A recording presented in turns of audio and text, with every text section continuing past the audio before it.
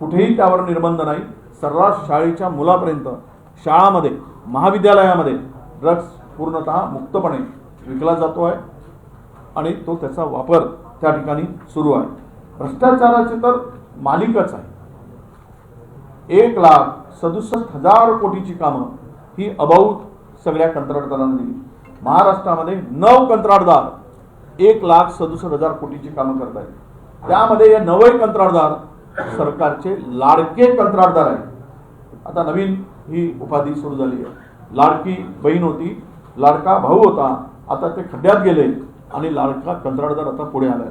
काही कामं 33% अबाऊ दिले गेले, 33% अबाऊ।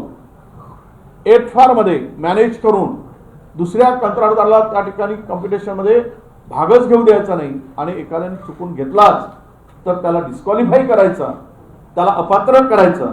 अशा पद्धतीनं भ्रष्टाचाराची मालिका या राज्यामध्ये सुरू आहे। महिला बाल कल्याण विभागामध्ये असेल, मेळघाट पूरक योजने पोषण आहारमध्ये निरंतर पुरवठा सुद्धा, त्याच्यामध्ये बाल मृत्यूचं प्रमाण मोठं आहे। मी सांगितलं की 0 ते 1 वर्ष वयोगटातील या 3 वर्षामध्ये 45,668 नवजात बालकांचा मृत्यू झाला आहे। नवजात बालकांचा 0 ते 1 हा मोठा आकडा आहे आणि यामध्ये त्या मेळघाट सारखे भागामध्ये हे मोठं प्रमाण आहे। शालेय पोषण आहार योजनामध्ये भ्रष्टाचार झाला आहे। शहर व ग्रामीण भागामध्ये मोठ्या प्रमाणात वाढत असलेले महिलांचे अत्याचार आणि बलात्कारांची गुन्हेही त्याला सांगितलं आहे।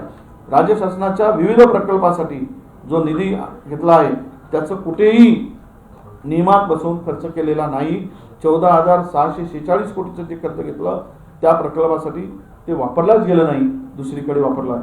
नागपूर विभागात होत असलेल्या मोठ्या प्रमाणात ह्या कोलवाशरीमध्ये एक सांगायचं राहिलं की कोलवाशरीचा घोटाळा प्रचंड मोठा घोटाळा आहे। यामध्ये सुद्धा अद्याप जितका कोल वाश करून पुरवठा करायला पाहिजे एकाच कंपनीने, गुप्ता कोल कंपनीकडे 1,000 कोटी रुपयाचा कोळसा त्यांनी अद्याप पुरवलेला नाही।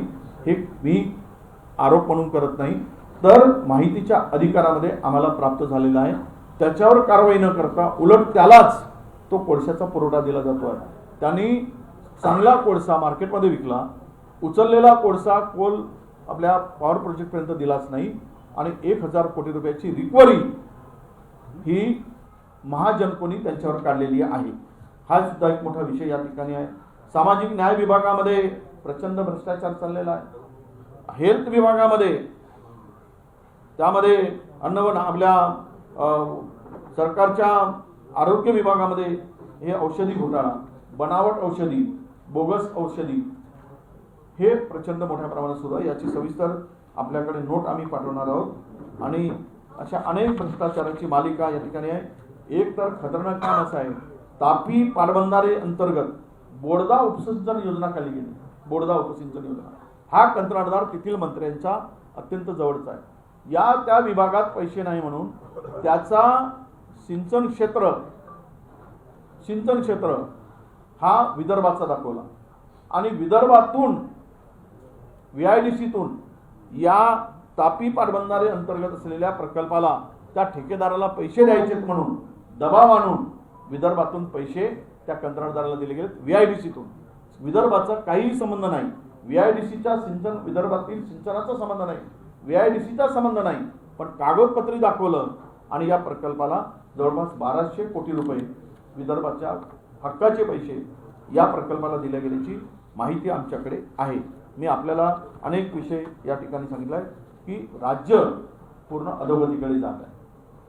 राज्यामध्ये शेतकरी आत्महत्या, युवकांचं पलायन, कंत्राटदारांची आत्महत्या, गोड्या महिलेवरील वाढलेले अत्याचार, वाढलेला भ्रष्टाचार, 20% 25% वाढलेला भ्रष्टाचार, प्रचंड जमिनी सत्ताधारी घशात घालतायत, त्याची श्वेतपत्रिकेसाठी आम्ही पत्र दिलेलं आहे। 2020 पासून 2025 पर्यंत कोणत्या गायरान जमिनी, शासकीय जमिनी, विविध विभागाच्या जमिनी, इमारतीच्या जमिनी, वतनाच्या जमिनी कोणाला दिलात, कोणत्या दराने दिलात, कुठल्या उपयोगात दिलात याची श्वेतपत्रिका काढा आणि ते विधानसभेपुढे मांडा म्हणून आम्ही पत्र दिलेलं आहे। त्या पत्राचं उत्तर आम्हाला अपेक्षित आहे. आम्ही ती मागणी सुद्धा श्वेतपत्रिकेची या ठिकाणी करणार आहोत. अशा घोटाळेबाजांचं सरकार महाराष्ट्रात असताना आणि लोकशाहीची बूज राखून संविधानावर विश्वास न ठेवता संविधानिक पद रिक्त ठेवून विरोधी पक्षाचे पद रिक्त ठेवून एक कल्ली कारभार करून जनतेला भेटीस धरणाऱ्या सरकारच्या चहा पाण्याला न जाण्याचा निर्णय आम्ही घेतला आहे. त्यावर आम्ही बहिष्कार टाकलेला आहे. यानंतर सन्माननीय आमचे विषय भास्कर भाऊ आपल्याला